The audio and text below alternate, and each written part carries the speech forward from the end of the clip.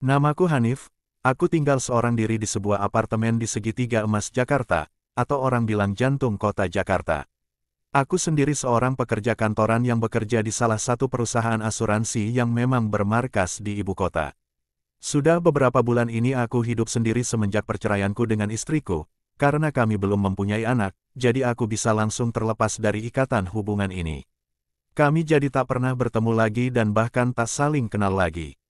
Sementara di apartemen, aku dibantu seorang asisten rumah tangga. Namanya Bu Umi, dia asli warga sekitaran apartemenku. Karena apartemen bertingkatku ini berbatasan langsung dengan pemukiman padat penduduk khas Jakarta. Bu Umi ini tak menetap di apartemenku, dia punya jam kerja sendiri yang sudah aku atur. Ketika aku hendak berangkat bekerja dia datang dan membereskan rumah sampai sore. Sedangkan aku pulang dari kantor sekitar selesai maghrib atau bisa lebih malam lagi, dan sesampainya di apartemen, semuanya sudah beres dan bersih berkat kerja Bu Umi.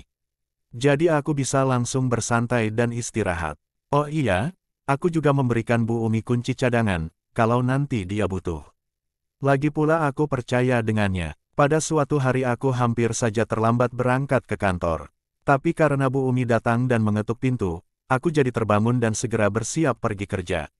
Sedangkan Bu Umi melakukan yang biasanya ia lakukan setiap pagi. Setiap pagi hari aku menyempatkan diri untuk sarapan di penjual bubur depan apartemen. Tapi karena pagi ini aku terlambat, aku benar-benar tak ada waktu untuk itu. Bisa sampai kantor tepat waktu pun sudah syukur. Singkat cerita, aku sampai di kantor dengan mobil sederhanaku. Bekerja seperti biasa, bertemu banyak teman dan lainnya yang biasanya dilakukan pegawai pada umumnya. Waktu berjalan begitu cepat ketika aku di kantor, tak terasa setelah hampir seharian bekerja dan 2 kali istirahat, tibalah aku di ujung hari. Sekitar pukul 6 sore aku keluar kantor menuju mobilku, dan mulai mengemudi pulang. Sebenarnya pulang di waktu maghrib seperti ini adalah hal yang aku benci, karena jalanan selalu macet di jam-jam ini. Padahal kalau tidak macet, perjalanannya tak akan memakan waktu lebih dari 15 menit. Karena macet, perjalananku yang sebenarnya dekat ini pun memakan waktu 40 menit. Aku sampai dan memarkirkan mobilku di basement, kemudian berjalan ke lift untuk naik ke lantai 9 di mana aku tinggal. Aku sendiri di dalam lift dan sampai di lorong pun aku sendiri. Lorong begitu sepi dan hening, hanya ada aku dan suara langkahku. Ditambah suara kunci yang berputar di lubang pintu. Aku segera masuk dan langsung mengambil segelas air di dapur kemudian meminumnya. Namun ada yang janggal saat maghrib itu, aku lihat Bu Umi belum pulang dan sedang menyetrika di salah satu kamar kosong di apartemenku. Karena pintunya dibuka, aku jadi bisa melihatnya. Aku pun mendekat dan bermaksud menyapanya. Waktu itu Bu Umi posisinya membelakangiku, kepalanya menunduk sambil fokus menyetrika bajuku. Kan bisa besok pagi Bu, Ibu pulang aja. Kataku pada Bu Umi. Enggak Mas, sekarang aja deh. Lagi males pulang cepat, jawab Bu Umi. Aku berpikir mungkin Bu Umi sedang ada masalah dengan anak-anaknya di rumah, jadi aku membiarkannya dan tak menaruh curiga apapun. Ya udah Bu, saya bikinin teh ya. Ucapku dengan maksud baik. Aku segera berjalan menuju dapur untuk membuat segelas teh manis. Cangkir sudah ada dan teh pun tersedia. Jadi tinggal aku buatkan saja untuk dia. Kasihan dia bekerja seharian, mungkin sekali-kali aku juga harus melakukan sesuatu yang baik untuknya. Di saat aku sedang membuat teh, ada sesuatu yang membuatku tersentak. Membuat jantungku berdegup kencang. Aku kaget bukan main, ketika mendapat sebuah pesan singkat dari Bu Umi di ponselku. Dalam pesan chat tersebut, Bu Umi berkata, Mas Hanif, maaf Mas. Saya pulang siang ya. Mohon maaf Mas. Hari ini saya gak bisa lama-lama. Begitu ucapnya dalam pesan, jadi Bu Umi sudah pulang sejak siang hari tadi. Lalu siapa yang sedang menyetrika di kamar kosong itu? Astaga, aku segera menghubungi Bu Umi. Langsung aku berjalan ke balkon dan menelponnya saat itu juga. Untungnya, responnya cepat. Bu Umi langsung menjawab teleponnya. Bu, kenapa Bu? Tanyaku dengan nada ketakutan. Mas maaf. Saya pulang lebih awal tadi. Nanti deh, besok saya ceritain.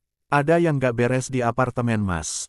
Ucapnya dengan nada yang sama takutnya denganku. Aku pun langsung menutup telepon itu karena tak ada yang perlu aku ketahui lagi. Semua sudah jelas. Orang yang sedang menyetrika itu bukan Bu Umi. Aku pun menyimpan ponsel di saku dan berjalan masuk. Dengan memberanikan diri, aku berjalan menuju kamar kosong itu. Aku ingin memastikan siapa yang ada di sana. Firasatku tidak enak, sangat buruk. Saat sampai di depan pintu kamar, sosok itu masih di sana. Persis menyerupai Bu Umi dari belakang, aku juga lupa belum melihat wajahnya. Dari depan pintu aku perhatikan sosok itu, sosok yang masih saja menyetrika baju yang sama. Maaf, kamu siapa? Bu Umi sudah pulang, kok bisa di sini? Saya bisa panggil security loh. Ucapku dengan maksud mengancam. Yang membuatku bergidik adalah, ketika sosok itu tertawa cekikikan sebelum menjawab. Loh, memang kamu belum sadar juga? Tanya sosok itu sambil terus menyetrika. Hayo, aku ini siapa? Tanya sosok itu lagi. Aku ketakutan setengah mati, badanku bergetar hebat. Ingin rasanya aku lari, tapi entah kenapa mataku rasanya ingin melihat sosok itu. Kemudian sosok itu menoleh, kemudian berdiri menghadapku. Memperlihatkan wajahnya yang rata, tanpa mata, hidung dan mulut. Benar-benar rata. Aku pun segera lari sambil berteriak saking takutnya. Aku tinggalkan apartemen. Langsung aku lari ke lift untuk turun ke lantai bawah. Selama di lift tak henti-hentinya aku istighfar. Astaga, sosok apa yang baru saja kulihat? Makhluk halus. Kenapa ada di apartemenku? Gara-gara kejadian itu, aku tak tidur di apartemen malam itu. Aku terpaksa tidur di rumah orang tua di Bekasi yang lumayan jauh jaraknya. Keesokan harinya aku berangkat kerja seperti biasa. Bu Umi kusuruh untuk tidak datang ke apartemenku karena aku sedang tak di sana. Setelah pulang kerja, aku berkunjung ke rumah Bu Umi. Aku ceritakan apa yang aku alami kemarin, dan ternyata Bu Umi pun mengalami hal yang sama. Itulah alasan kenapa Bu Umi pulang lebih cepat. Bu Umi bilang kalau makhluk itu menyerupai aku, namun setelah menoleh, wajahnya rata. Setelah aku dan keluargaku menggelar pengajian kecil di apartemen, barulah aku berani lagi menempati apartemen itu.